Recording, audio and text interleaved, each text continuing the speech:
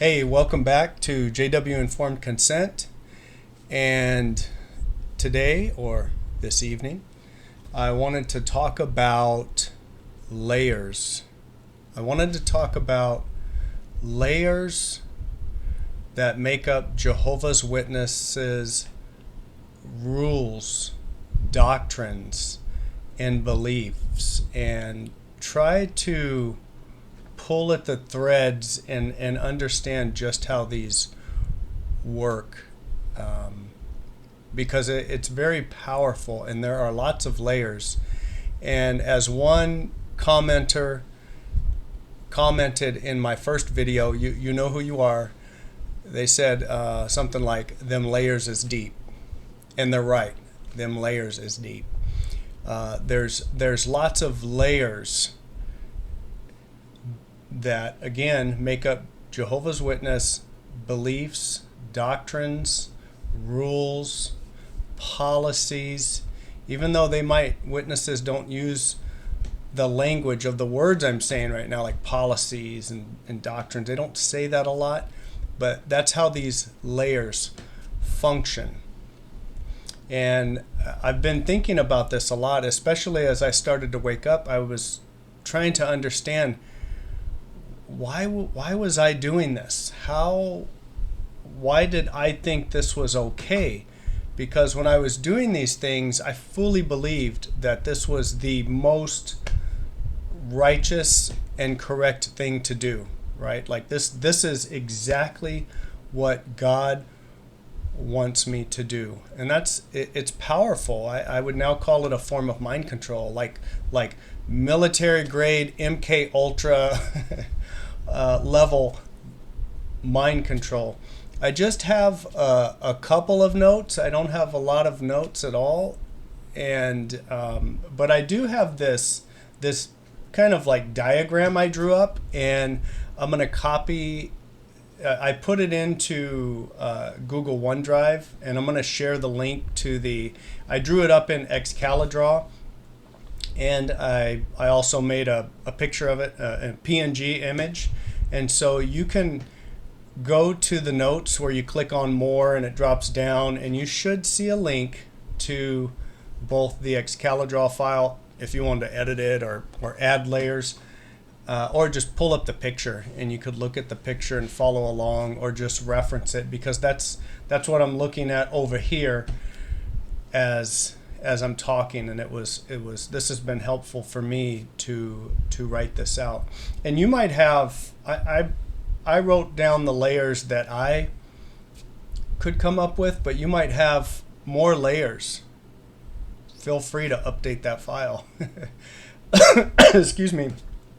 Or you might have nuances to those layers. So if we get started here, the layers, maybe I'll just list them out, the layers that I wrote. If you open that picture and look, I have 1, 2, 3, 4, 5, 6, 7 layers that I listed. And the bottom layer is the Bible. And Jehovah's Witnesses have their own version, their own translation. It's called the New World Translation.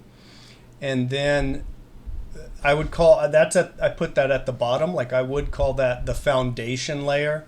And then above that, literature,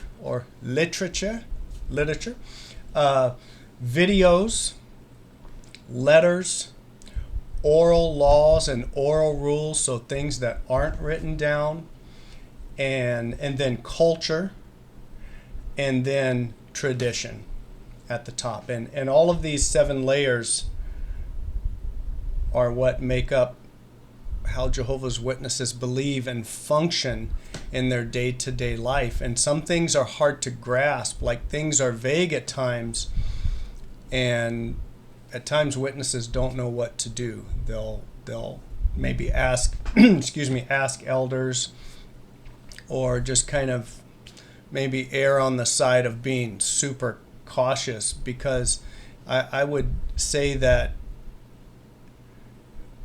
because of how the religion works, it's hard for your own conscience to operate freely, right? Like, if you believe what the scriptures say, okay, I'm reading the scriptures. This is what I believe it says. It's hard to function like that. There is a little bit of space there, but the layers create this tight control, like this full spectrum panopticon of control. And so if we start at the bottom layer, the first layer, the foundation layer, the Bible, Jehovah's Witnesses have the New World Translation. The latest version is from 2013. I was serving as an elder then. I was part of that. That was like actually a really exciting time where the elders were told, hey, a new Bible's being released. We were told at the last minute. We all met up, like all witnesses gathered at kingdom halls everywhere. And this was broadcast live by the governing body, that is the top religious leaders of the religion. And they announced the surprise. And they started passing out these new Bibles right there on the video screen. We're watching live. They were like in New York. I think it was Stanley Theater. What is it? Is that in Jersey? And then to the surprise of everybody locally, we had boxes of these Bibles and just started opening Bibles and passing them out, and everybody was happy. I mean, some witnesses were moved to tears by this, and so that it was a big deal. I would say that Jehovah's Witnesses read their Bible. I don't know about the newer witnesses. I would say the same thing. I'm older now, so I have these years of experience, and then so I guess when I see newer witnesses coming in, and these people aren't coming in typically off the street. They're not coming in from us knocking on doors.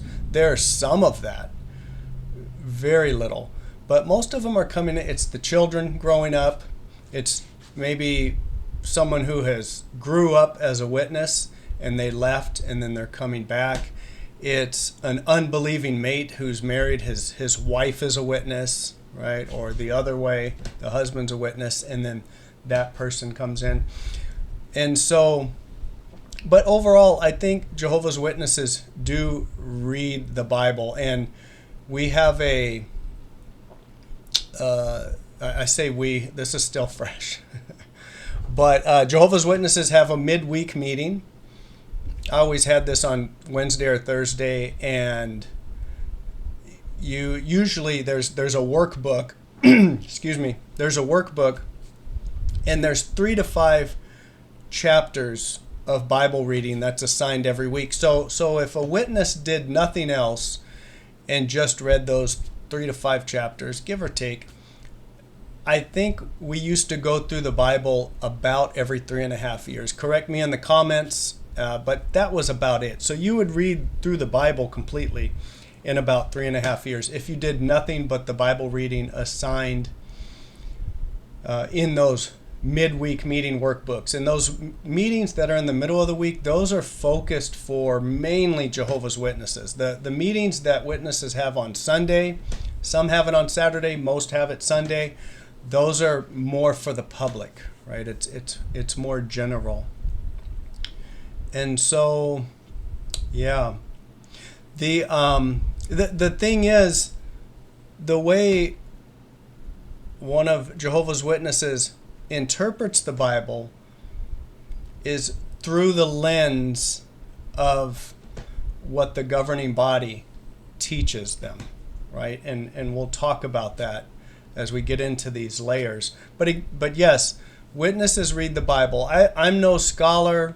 I do love the Bible. I think it's just fascinating history. I mean, I love reading about like the Nephilim and digging into that, reading about like Revelation, right? And hey, what's happening in the future? So I would say that I've read the Bible enough to where if someone said something that wasn't in the Bible, I could tell you, no, that's not in there, or yes, that is in there. Now there's some things that I'll read it, maybe in the Minor Prophets, and I'll read it and I'm like, oh man, I don't remember that, talking about Oholibah and stuff like that. But again, most witnesses do read their Bibles, and it's through the lens of these other layers. And so after the Bible, there's the next layer would be literature. And this is going to be watchtowers, awake magazines, books, all myriads of books over the decades from Jehovah's Witnesses, all different colors they used to have. I don't know if they're still printing a lot of books. They still print some, but a lot of it is digital. The JWs have all of this literature on their tablets. Probably hundreds, thousands of magazine articles and books right there in their smartphone app, the JW Library app. And then there's the jw.org website. Then there's the watchtoweronline.jw.org website. And then there's like a CD-ROM that we used to use where we actually installed it onto a Windows machine. So there's lots of literature, and these make up rules and doctrines. I remember years ago, someone on the bus said, I was on the city bus, the Tico, the chariot of the people, and this guy, he went to some church. I saw him all the time, and we would chat, and I was, of course, trying to witness to him. He's witnessing to me, but he said, you guys, your watchtower, that's like your Bible. And I was like, no, that's not that's just like a teaching aid. But it is very powerful. So, for example, the watchtower, JWs have the study edition of the watchtower, and there's several lessons in there, and there's a date on them, like witnesses around the world will be studying this article on November 16th, right? And so all around the world, witnesses are getting that same dose of information. And these brothers come up with that information. That information may come from videos and broadcasts and updates that we saw earlier, or that came out of the annual meeting. The annual meeting is something that happens near headquarters October 4th-ish of every year, and a lot of times these new beliefs, these new thoughts, this new light, as JWs call it, right? Referencing Proverbs 4:18, I think it is, they come out during that meeting. And then several months later, usually within a year, that will get distilled into a watchtower lesson where witnesses will study that watchtower. You're talking 2 to 3 pages in the magazine of like 20 paragraphs where they read you're supposed to study it beforehand, read the question, answer it, look up the verses, look up all the cited reference material. You're supposed to highlight it. Then you go to the meeting and get even more of that, because they reread the paragraphs and they ask the questions, and then you can raise your hand and answer at these meetings. And so it's very powerful. And I know that in talking about this, again, and I'm kind of spitballing, shooting from the hip here, because I've been thinking about it a lot, but I didn't plan it all out, because some of it is nebulous. But I think the best way is to give you scenarios and to explain like how this worked in terms of interactions and experiences that I have, and then you might say, oh, okay, I see. You can put your finger on it better that way. So after the literature, there's a layer of videos, right? JW Broadcasting and the app on the smartphone that every witness will have. Like if you see JWs at their carts, they'll have physical literature there, but they're going to be using their smartphone to reference things and to pull up their copy of the Bible, their version. But these videos, when that new Bible came out, if memory serves, that's when the app came out. And then right around the same time, JW Broadcasting came out, and that's an app that all witnesses that have access to the internet and something like a Roku or a Google TV or Amazon Fire Stick, they're going to install this JW broadcasting app. Again, that layer, and then every week, sometimes often, there's videos coming out. Every month there's what do they call it, the monthly broadcast, and witnesses are expected to watch that. And when you're out in the ministry, you have some, and I've done this myself, just being obnoxious, right? Like, oh, did you see the broadcast yet? Right? Because you've got like this little new nugget of truth that you heard, and you're kind of putting it out there that you're on top of things, right? You're a spiritual person. And hey, did you see the new broadcast? Oh yeah, well, hey, let me tell you. And I don't want to ruin it. I don't want to spoil it. Okay, no, don't tell me. Or hey, yeah, they're talking about this. It's, again, very powerful. And on those broadcasts, it's usually governing body members, so the top leadership of the religion, speaking to witnesses, or it's their helpers, right? They have assistants and helpers, or it's branch committee members who are also very close to the governing body. And it's very powerful in forming the rules, the doctrines, the policies, the beliefs of Jehovah's Witnesses. And after that, there are letters. Now, elders receive all the letters in their inbox. They log on, they go to jw.org, and they have a special login, and you'll see the new letters talking about assemblies, pioneers, circuit overseers, special conventions, international conventions coming up. And again, these also this layer serves as things that make up rules, doctrines, policies, and beliefs. And a lot of those letters are private. No one except elders will read that letter. They'll see that letter. Now, I know for exjws, those letters, there's people leaking those letters in the elders book everywhere, right? But for a witness is not going outside of the information ecosystem. They're not going to go looking for those letters. And so those letters are private and secret. Some of those letters will say, somewhere in the letter, when you get to a certain part, read this to the congregation. And you literally, at the end of the midweek meeting, you will read that specific piece of the letter that says, read to the congregation. Now, another layer is, and this is where it starts to get more nebulous, more difficult to put your mind and hands around what's happening. And this is oral laws and rules. And again, witnesses aren't going to say, oh yeah, we have these oral laws and rules. They don't talk like that. But they're not, it's things that aren't written, right? There's no paper trail. And this, I believe, allows for plausible deniability with certain things. I feel like the GB wants it. When I say GB, governing body, top leadership of JW religion. And I believe this allows for plausible deniability. Like, they like it vague, and you can't describe everything. And you might be thinking, especially if you're not a witness or never were, you might be thinking, well, isn't that good? They're allowing you to think for yourself.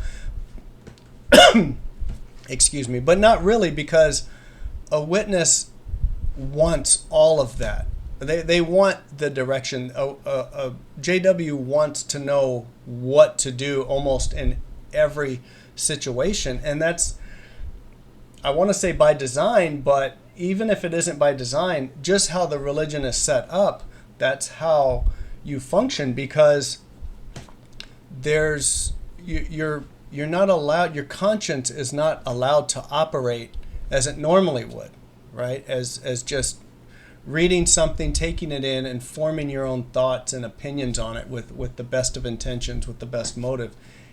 So witnesses want that.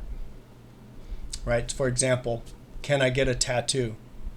Right? That's not written down, but there are oral laws and rules about that are hard to understand even as elders, right? You spend countless minutes, hours sometimes talking about these things. And along with things that aren't written, I would say oral laws and rules, culture, right? There's a culture that we have, witnesses have, and also tradition. And there's probably overlap with these layers here, but oral law, culture, tradition, things that are not written down. Again, all of these layers make up Jehovah's Witness rules, laws, policies, doctrines, and beliefs. And if these things aren't believed, and if they're questioned, you can be excommunicated or disfellowshipped. They've recently changed disfellowship to remove, to try and soften what's happening there. But if you know, you know. Now if you just ask a question, you're not going to just be excommunicated like that. But if you have a question about something, elders may tell you, well, go and research. They might do some diligence on their part and give you some watchtower references. They'll tell you to read the Bible as well. But again, the lens, the glasses that you have to use to understand the scriptures are always going to be through these other layers. And so if you keep questioning, if you start going around the congregation and questioning, the elders are probably going to pull you into the back room and say, hey, what's going on? And if they're feeling a little threatened, they're going to say, we want to be careful for apostasy. This is your questioning is starting to sound, you don't want to get on that apostate vibe there. So if you kept going with that, yes, you can be removed. The brother who studied with me many years ago, he said, Amiri, you can get disfellowship for just about anything. It depends on your attitude. And he's right. Excuse me. You can get disfellowship for just about anything. If you had this attitude, and you might think of, witnesses would probably think of this bad attitude, right? This person with the furrowed brow, and they're angry, and their teeth they're seething, and they're just going around the congregation, trying to sabotage everybody. But that's not. I haven't seen that type of behavior. But things like that in terms of questioning, right? Like was it JT from Critical Thinker says, you can ask questions, but you can't question the answers, and that is very true. Again, I'm looking at this diagram I drew up just for my thoughts here. But so let's get into how the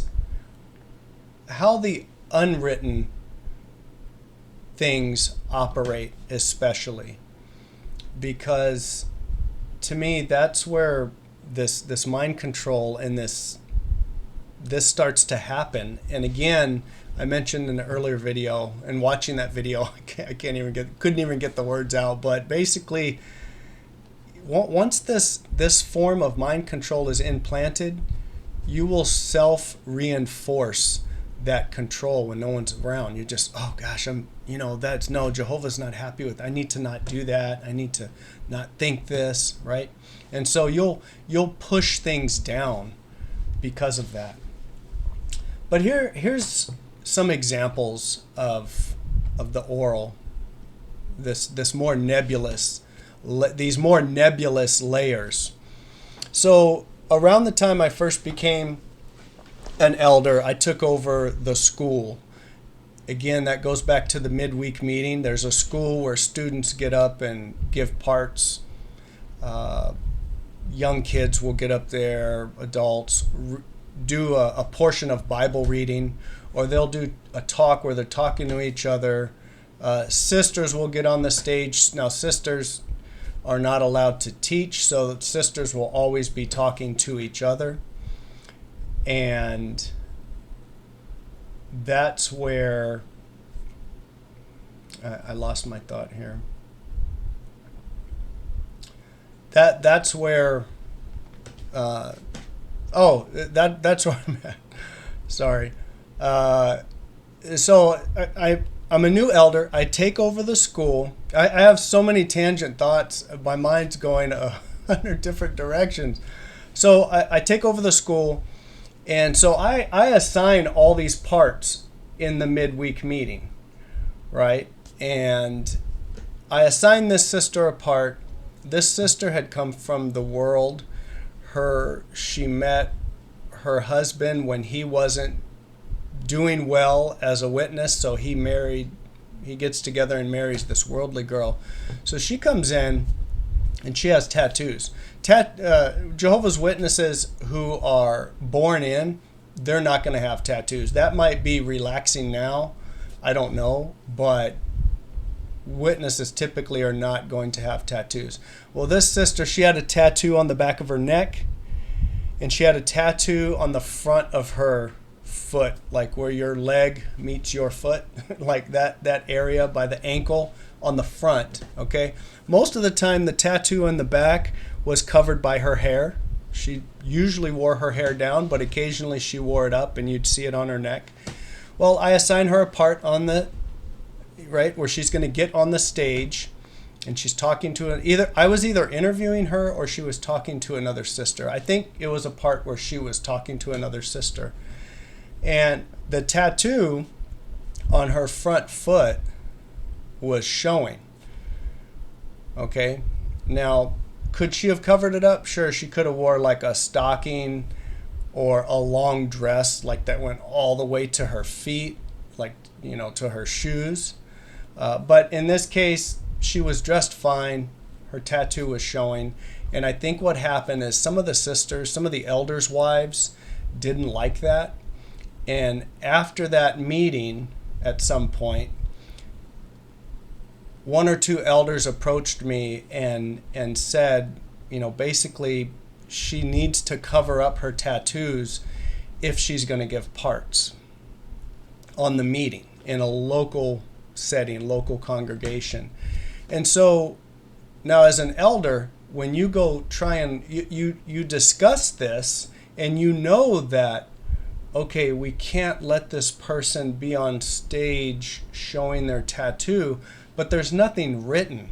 So when you go and try and research this in the other layers, right, in the videos, but let's just say like in the literature, right, in letters or in magazine articles or books, you can't find anything. They might get close to describing this, but they won't say anything. There won't be a rule written down, right? Excuse me. You might get a reference to like the Old Testament, right? The Hebrew, the Aramaic scriptures where God tells the people not to have markings, right? But you won't get an answer, so you don't know. You're like, okay, well, what's the rule? So it's kind of nebulous, but at the end of the day, you still know as an elder, well, I have to follow this. I have to talk to this sister, and I did, and I didn't want to, right? She was a little bit older than me, but I didn't want to go do that, but I did. I had to go talk to this sister and tell her, hey, next time you're on the stage, the elders would like you to cover that up, right? And this girl, she was a sweetheart. She had been through, she had a rough life, right? And she was doing her best. She wasn't out there trying to flaunt things. But when you started to hear people talk and you hear the sisters talk, it was like, well, I don't want my kids seeing that and thinking that is okay, right? And so it becomes this, I don't know, self-righteous, is that the right word? It becomes this like self-righteous type thing. And so anyway, I had to do it. But you can see there's nothing written down there. It's just kind of out there, but everybody knows what they have to do. Everybody knows what they have to do. Even if you end up calling, there's numerous times where you're so confused as an elder. You have the Bible, but again, you have to go through the lens of like the shepherding book, the private secret elders book, and then the other literature. And there's times where you just can't figure it out. So you and another elder will call the branch. You'll call headquarters and ask for direction. Sometimes on stuff like this, like tattoos, like trivial type stuff. And even then, they won't tell you what to do, which I guess is good, but still you understand what you need to do, if that makes sense. So here are some more examples of these layers that are deep. Them layers are deep. So when I started to wake up, I was in turmoil. I was just like, my head was spinning. There was a stress that was hard I didn't think, I wasn't walking around, oh, I'm so stressed out, but I'm just feeling this turmoil. And I would say, as I was waking up, there was several months where I started drinking like every night, if it wasn't a meeting night. Sometimes even on a meeting night, if it was early, because I at an old job I had, they used to do this on Fridays. They'd do this these presentations where everybody joined in, and the part of it was they'd mix a drink, right? And so sometimes at 2:00, or was that on Fridays? I thought it was on Fridays. But yeah, anyway, again, I lost my thought. But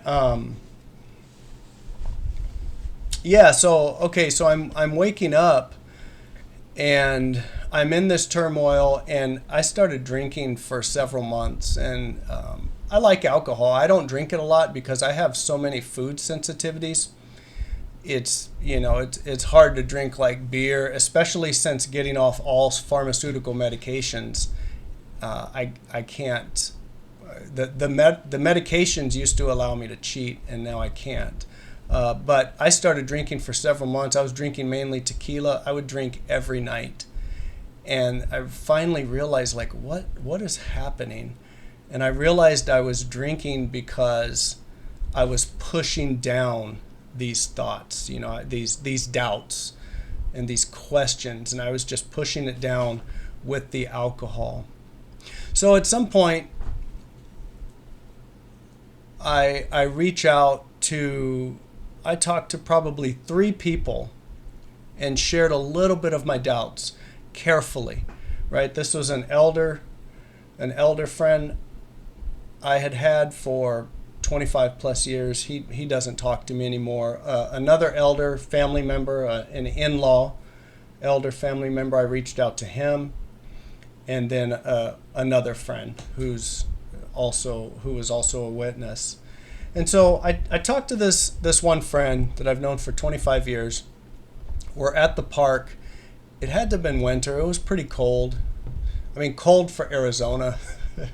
So it was probably low 60s, 50s, could have been in the high 40s, but Arizona cold. Phoenix, Arizona cold. So we're at the park. My kids are there, his kids are there, and I was like, "Hey, can we chat, man? I've got some things that are bothering me." And he's an elder as well. I served with him. He's currently serving at another congregation. He's the Kobe at this congregation presently. He's the coordinator of the body of elders. So we walk away from everybody and start talking, and I start sharing my questions. I asked him, "Hey, why is the governing body pushing this medical product, on us? This is still during the pandemic. Things were loosening up where people were doing more stuff, but it was still, I'd say during the pandemic, or at least the tail end of the pandemic. So I mentioned that. I mentioned questions I had about blood. And I also mentioned the beards and situation. And I mentioned the turning in of service time.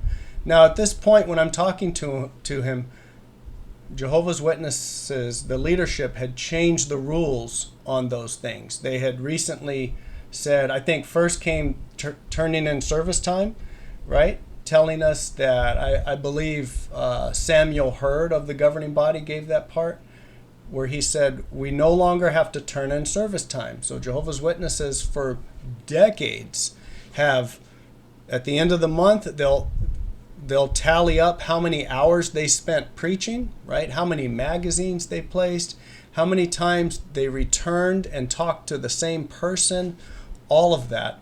And they said, I think after the pandemic, the numbers probably got so bad, they thought, okay, let's get rid of that.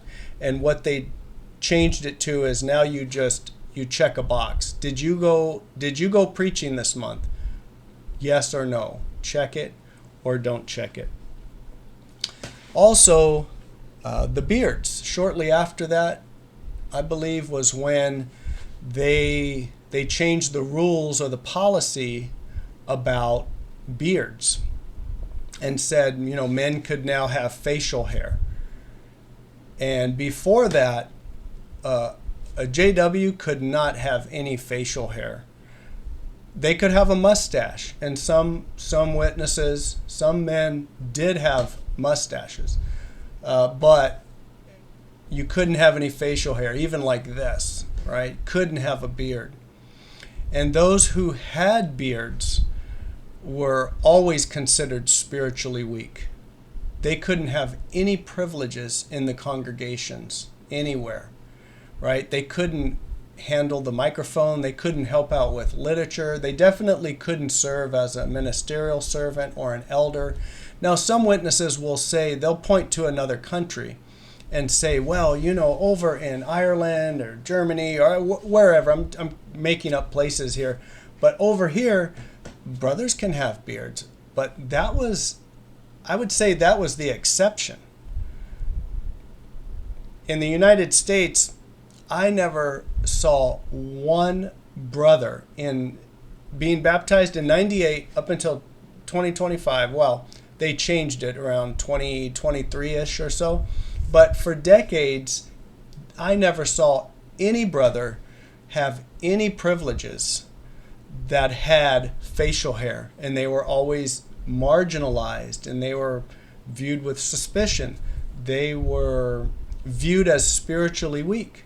And as elders, we would go talk to them and try and get them back in line gently, right? Try and, without telling them what to do. Again, that nebulous, it comes from the top down, right? So as elders, we even acted nebulously and how we talked to them. But we were trying to get them to come back in line with that.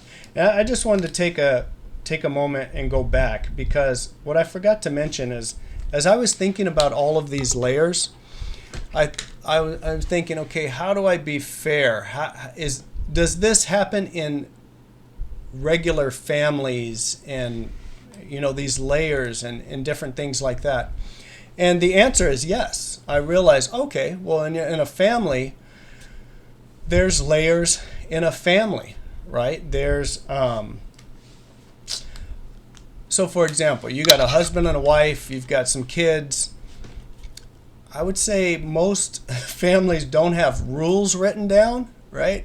I've never done that. I don't know others who have done that. Now, you might have some things written down for your children, right? Like for, you might, I know I have like a chalkboard and a whiteboard out there, a couple whiteboards, and hey, make sure you get these assignments done, or things they have to do before they can go maybe get on screens, right?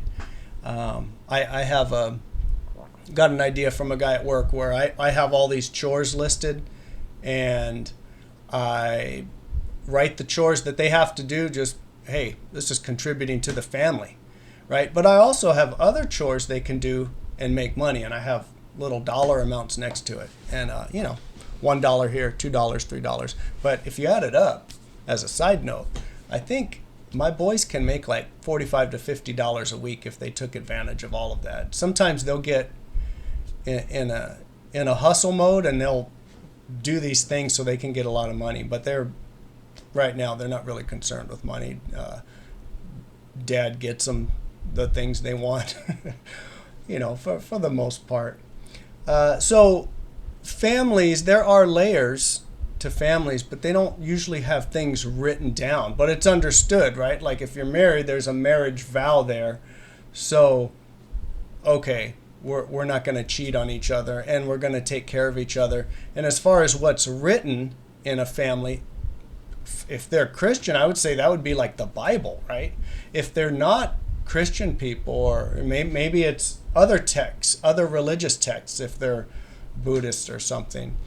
Maybe if they don't believe anything, maybe they have some self-help books or other books. I don't know. I'm kind of rambling here. But even in a family, there's layers and there's understanding of things. But that functions different than how layers in the JW religion function. I also thought of at the workplace, there's layers, right? There's you have an employee handbook, right? You have things written down. I know at my work, we get emails, and these are things, hey, you have to do. Like if they're telling you, okay, you have to take this training, right? That's like written down. You have to do these things. But then there's other things that aren't written down. Like in the handbook, it probably doesn't say, you have to wear shoes or a shirt. But, if I walked in the shirt and if I walked into work with no shirt and no shoes, and my hairy gut is hanging out, they're going to talk to me right away, right? I can't say, well, that's not written. Where show me the rules for that? Okay, so there are those layers in other areas of life outside the Jehovah's Witness religion, but they function different.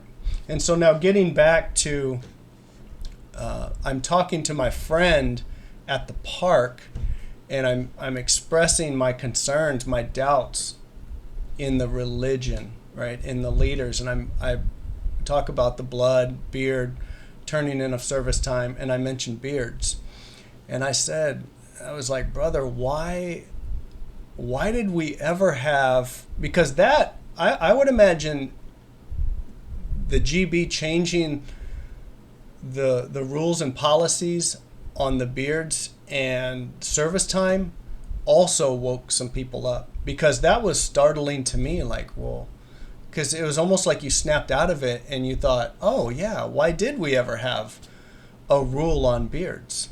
So I asked this friend, I'm like, hey bro, why did we ever have a rule about beards and facial hair? And he tells me, he says, whoa, now hold on. We never had a rule that you couldn't have a beard. Okay? That's true, but that's also false. That's also a lie. And here's why.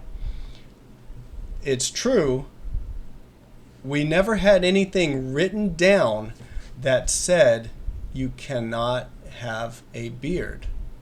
But they would talk about beards in the literature to where you understood the behavior that was expected. And again, as elders, even before I became an elder, I never knew anyone who had any privileges who had facial hair, right? So he's telling me, well, hold on, we never had a rule, but at the same time, we did have a rule. It was a spiritual issue, because otherwise you would have seen brothers in different places with beards and with privileges. So I can remember even being a ministerial servant, even before I became an elder, going on a shepherding call probably multiple times. I remember this one specific brother, he had a beard, and me thinking, I'm a ministerial servant, I'm going with this older elder, we're doing a shepherding call, and we're trying to get him in line. and to basically encourage him to remove the beard, right? Encourage him to do the right thing. And I mean, we would step to these brothers pretty aggressively. And sometimes they would get a little defensive, but think about it. You got these two men coming to this guy, telling him, and being a little, tangent about it, about getting rid of his beard. And then when we would walk away, we'd say, he's spiritually weak. He needs to, if he's not going to listen to this instruction, what's going to happen at Armageddon? He's in danger. Jehovah God might just abandon him. Okay, so that was very real. So for my friend to tell me that we never had a rule or anything about beards was not true. And here's on the topic of facial hair, there was a guy who his mom was a witness. I don't know if he grew up in it or not, but his mom was a witness. She was old when he came back to the congregation and started studying again with I think he started studying with an elder. So his mom was like in her 80s. She passed not too long after he started coming back. Well, he had a goatee. He was older, white hair, had a white goatee. He was always super clean, shaven. He looked good. It looked good on him. But just how he was viewed was like, he's not following direction, but he'll get there. He'll eventually follow the direction, Now, we had a circuit overseer. I can't remember which circuit overseer. Not that I would say the name, but I'm trying to remember who. But we had a circuit overseer visit us. This is an elder who travels around to all these different congregations, and they liken him to like the apostles back in the day, back in Bible times, right? Traveling to different congregations, building up the congregations, and doing different things. So we have this circuit overseer who visits us, and he tells us as elders that he will not work in service with this brother. And this brother, he wasn't baptized yet. He was an unbaptized publisher. That means this person has gone through this series of questions, and they've been cleared to go out in the ministry, right? Go down the street, go knock on doors, door to door, go do bus stops, preaching, and basically they're not baptized yet, but they're being identified as Jehovah's Witnesses, as one of Jehovah's Witnesses. So the circuit overseer tells us, I'm not going to work out in service. I will not work out in service with that brother. Why? Because he had facial hair. He said, if I work out in service with him, the public, right, our neighbors, will view that as me, as us giving approval to his choice, right? He also said that if I work out in service with them, the friends in the congregation, right, all the people in the congregation will see that as giving approval to what this brother, this unbaptized publisher, was doing in having facial hair. So would you say that that's a rule? Would you say that that's a law? I would. It's a rule. It's a policy, right? Now, maybe one more example on beards. Again, as I'm waking up, I would say this would be after I was removed as an elder. I'm talking to two elders, and this one older elder, again, I would bring up the same things, right? Because I wanted answers. I wanted to hear something that made sense and that kind of jived with the scriptures, and I wasn't hearing it, right? Because these people who decided to wear beards or said they weren't going to turn in service time, a lot of the times they would quote the Bible and say, well, hey, it doesn't say this in here. We would view them as apostates. That's apostate thinking, right? You're standing away from Jehovah God the Almighty. You're standing away from Jesus. Really standing away from the religion and what the governing body is saying. Okay? So I sit down, I've been removed as an elder, and at that point, because I'm not going to meetings anymore, it becomes a rescue mission, right? The elders get together and they'll say, hey, let's get a couple elders to go visit Amiri, right? They want to get me back into the meetings and revitalize me, get me going. So I agreed. I didn't have to talk to them, but I agreed. Believe me, this was a nightmare. I didn't want this to be happening. I didn't want this to be real. And so I sit down with them, I'm talking, and at one point I bring up the beards. And I ask the similar question. Why did we ever have a rule on beards? And he said, Amiri, we've never had a rule about beards. And that's just, it's unbelievable that he would say that. And then he gives me an example. He says, I know a brother up north. I think this would be like in Prescott or maybe Payson somewhere. He said, I know a brother up north who's had a beard, and he served as an elder. He's been serving as an elder with a beard for years. Right now, at this point, they had allowed beards. Things had changed. I think even that brother that's telling me this, we all had facial hair at this point. But we're talking about the past, right? He says, I know a brother up north who's been serving for years, and he's had a beard that whole time. So this elder is giving me a one-off example of this one brother who had a beard and kind of acting as if that was like this had been the understanding the whole time and we just didn't get it. We just were like lost. No, we knew as elders, even though it wasn't written, we knew from these layers, right? Oral, culture, tradition, that this was not allowed. So that was pretty surprising to me for this brother to say that. And again, if someone had a beard, my guess is that they would have gone to the doctor and literally gotten a doctor's note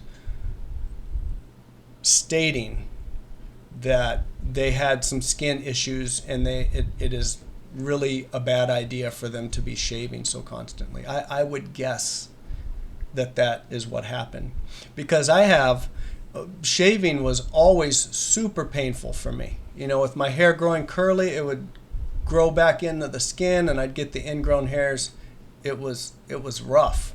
At one point I even had my face lasered because we couldn't have facial hair. I mean, you could see it really didn't work, but I went and got my face lasered because I'm like, well, we can't have hair. I don't want to shave. So I thought this would alleviate me from ever having to shave. Okay? So that was the rule. The exception, yeah, so at one point, that's what I was going to say. At one point, I switched to a electric razor. And I thought, oh, this is great. It seemed better for a while. I did it for a long time. And finally, I got tired of that, and I thought, I'm just going to go back to shaving. Well, I think there's a process when you switch, especially if your skin is sensitive. Well, I just started shaving again. My face broke out. I mean, it scared me. It broke out so bad. I mean, I had bumps just everywhere on my face. And I remember going to the meeting. The circuit overseer was visiting, and me feeling bad because I couldn't shave. I could not shave. I mean, it was like raw skin, okay?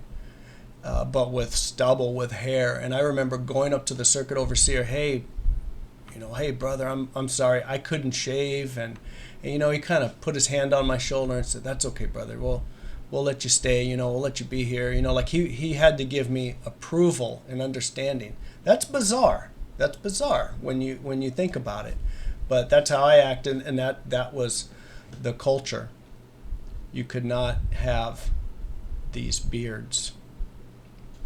this facial hair, right? Even though it wasn't written down, these other layers informed what we were supposed to do. And a lot of times these other layers, they supersede the Bible.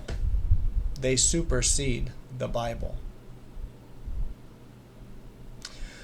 So another example would be the turning in service time. I'm still talking to the same brother. So now I'm going back to the brother at the park. I'm a friend at the park. I'm talking to him, and I said, what about like service time? Why did we ever have rules about service time? Why was service time a part of spirituality and appointing brothers and different things like that? And he tells me, he said, I never not appointed anyone because of service time.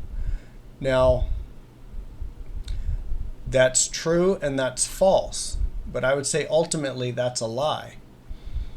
When elders get together and sit down, because the circuit overseer is coming soon, the elders get together, sit down, and think about and talk about recommendations for brothers that they want to recommend to be appointed as ministerial servants and as elders, per what the scriptures say, right? In Timothy, Titus, different places.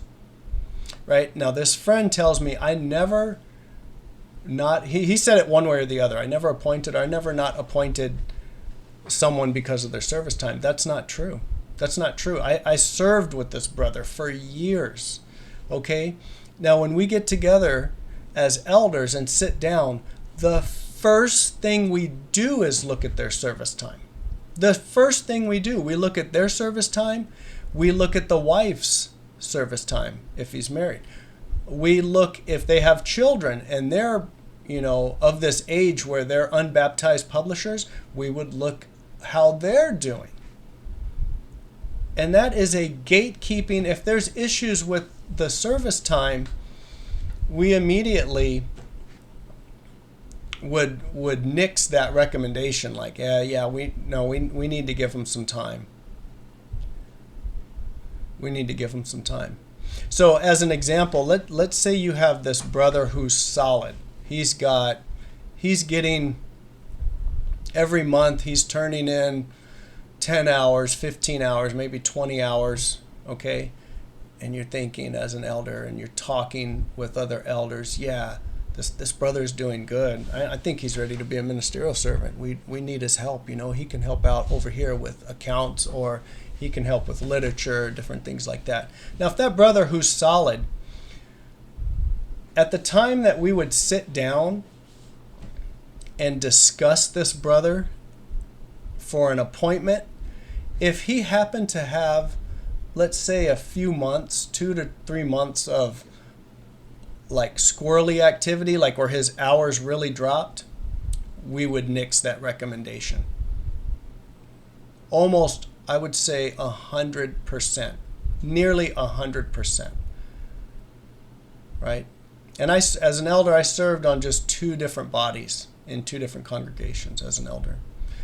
And so this brother, he's getting 12 to 15 hours a month, and then you sit down, right, in March or something, or April, and January, February, March, he's got like 6 hours. We're going to talk about that. And he's probably not going to be recommended that go around with the circuit overseer, no matter what. Now, it might be, you know what, his wife had to have surgery, and that's why. Well, he needs that time. And I kind of would agree, like, especially now, like, he needs to focus on his family. But that would be the reasoning, right? Like, you know what, his hours. But it always, the hours were always gatekeeping, right? Now, if that brother was married and had children, well, there might, and again, these things aren't written, so you might be listening thinking, well, this sounds crazy. Yeah, because as elders, you're kind of making some of this up. You're kind of drawing these lines, right? And they're imaginary, but you're like, okay, well, this brother's married. He's married and he's got kids. He's only getting like 8-9 hours a month. Now that's going to be a tough sell. That's going to be a tough sell. Even as an elder, I used to tell brothers, and I would tell ministerial servants who were wanting to become elders, I would always tell them, hey, keep your service time in the double digits. Why would I say that? Why would I say something like that? It's because I knew the game, right? I knew, like, oh, we're going to look, and if your hours are in double digits, it's going to be a lot easier. Hopefully that makes sense. And going back to this conversation with my friend, that's why I say he wasn't being completely intellectually honest, right? But I think it's a thought-stopping technique, right? Otherwise, he has to start to consider a lot more. But that wasn't honest to say, oh, I never not appointed someone or appointed someone because of their service time. Yeah, we did. Okay, so that's how these layers work, and I'm sure many of you out there could explain this so much better. I wish I could explain this better. The examples, the stories I gave, I think do the best job of explaining these layers. And again, it's a form of control. It's a form of control. And as I was making my exit and talking to witnesses, these are the types of conversations I was having, and I was just bewildered. Again, I kept thinking, oh, something's wrong with me. I need to think about this again. But it's just because I was waking up, and they were still in it, and they were still sort of making excuses for things, right? Layers. Each layer will inform the other. Again, these layers will supersede what the Bible says at times. Here's another example of where the written law, things that are written by JW leadership, supersedes the Bible. So one of the last, if not the last, judicial committee I was on, and I was the chairman, the decision was to disfellowship. Now, I did not want to disfellowship this person. And I was trying to talk to the other two brothers. Again, I'm waking up. I didn't want to give myself away. I didn't want to push too hard. But I'm trying to point these brothers back to the Bible. But elders have a secret and private elders book. Now, JWs might say, it's not secret, it's not private, everybody knows about it. Yeah, a lot of people do know about it, especially elders' wives, right? And others will know, maybe some ministerial servants, but not everybody knows. There's plenty of times where people are very surprised when they hear that, oh, wait, what do you mean? You guys have a book? What do you mean? And you tell them about it, oh yeah, we have this shepherding book. And a lot of what's in there are references to magazines that they have access to, but it's all kind of put together in a certain way. And there's additional information in there that is not in the other literature, right? So this is a private, secret book that the elders have. Well, they made these, and the judicial committee is 3 elders. So there's 3 elders and this other person there. And they decided to disfellowship this person. Okay? And I was like, brothers, I know this person did these things, and we've been talking to him for months, and I think maybe we should try to just counsel them and just kind of let it be. But once you're in a judicial committee, there's going to be some form of punishment. It's either going to be private reproof, public reproof, right, where it's announced, like it's announced from the platform that this person has been reproved, or disfellowshipping. This person is no longer one of Jehovah's Witnesses. So I tell the brothers, I'm like, brothers, look at Matthew 18, like, and to me this was kind of going out on a limb. I think it sounds crazy, but I'm referencing the scriptures, Matthew 18, because that's the main place where Jesus gives sort of a description of how to handle matters between people, right? Where he says, hey, if you have a problem with your brother, go talk to him one-on-one. If he doesn't listen, go bring one or two more and talk to him again. If your brother still doesn't listen with, the mouth of 3 witnesses or so, talk to the congregation. And if they don't listen to the congregation, what does Jesus say? Let them be like a man of the nations, or as a tax collector, or something like that. So I reference Matthew 18. I said, brothers, Jesus tells us, like, just, we should talk to him. And right now we're at the point where 3 of us are talking to this person. And I forget exactly what I said, but I was basically trying to get away from the disfellowshipping decision. Okay? And what they did, now listen to what they did. I referenced the scripture. We might have read a little bit of Matthew. And we all have our elders' books open, right? Tablet or physical book. And the elders say, well, yeah, brothers, go to chapter, I forget the chapter, go to chapter 12. Look here. And so we go to the written law, the written layer. That's not the Bible. And we read it. And it basically, it's almost like a choose your own adventure type of thing. It's almost like this, what do you call like a decision tree, like a decision box. There's no diagrams in there, but I'm saying as you read the paragraphs, you're informed on what your action should most likely be. So I reference Matthew 18, and they say, yeah, brothers, let's go in to the book at chapter whatever, paragraph whatever. Notice right here, and these are the chapters, if you have access to that book, these are the chapters that are talking about the disfellowshipping. And we read it, and it's saying, if this person has done this, and if they've done it this way, and then this sort of situation happened, this person probably needs to be disfellowshipped. So that's what they referenced, and it was frustrating to me because I felt like we weren't really using the Bible. And we weren't. We have it there. There's scriptures in that elder's book.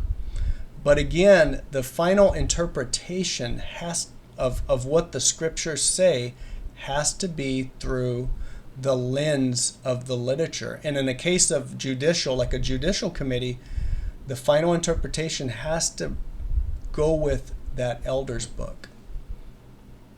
So hopefully that's another good example of how these layers work, and I would love to be able to explain it better. I'd love to even maybe shoot another video with 1 or 2 others and discuss this, because I know others can explain it better. I think I've heard JT from exjw Critical Thinkers talk about this, and his was really good. And I would just love to discuss this, because to me this is the control mechanism, and I still don't fully understand it. It's like this, it's bizarre. But it's very powerful. It's very powerful. It is the mechanism of control.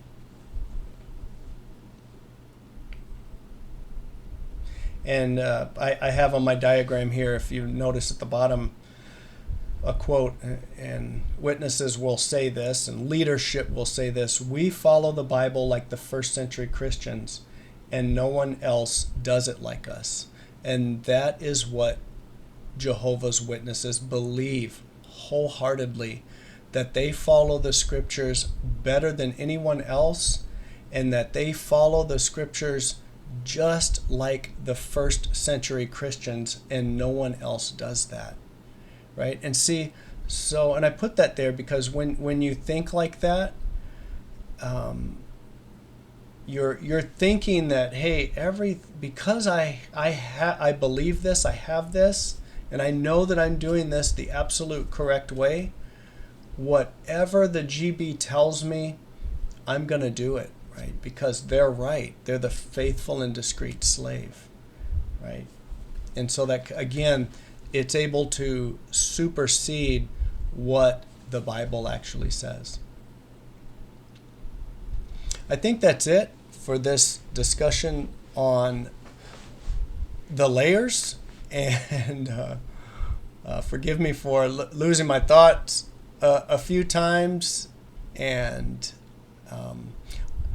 that's it. Until next time, have a good night and talk to you later.